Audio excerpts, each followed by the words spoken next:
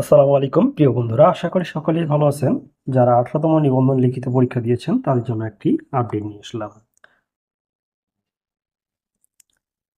একটি সূত্র the daily ক্যাম্পাসকে জানায় এখনও প্রায় 8,000 খাতা ও ওএমআর শিট এনটিআরসিতে এসে পৌঁছানো বাকি রয়েছে।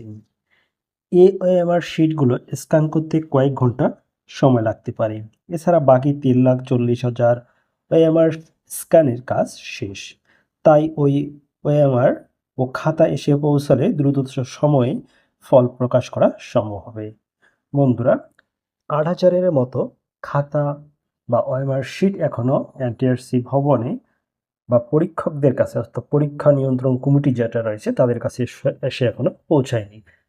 এই খাতা 8,000 এসে পৌঁছালে সবকিছু কাজ সমাধা করে রেজাল্ট শিট পূর্ণাঙ্গ করে রেজাল্টটি পাবলিশ করা হবে।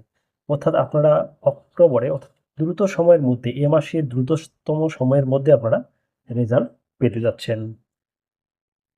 ভালো থাকুন, সুস্থ থাকুন, আর অবশ্যই চ্যানেলটি সাবস্ক্রাইব করে সাথে থাকবেন। 18তম নিবন্ধনধারী যারা রয়েছেন তারা খুবই ভাগ্যবান।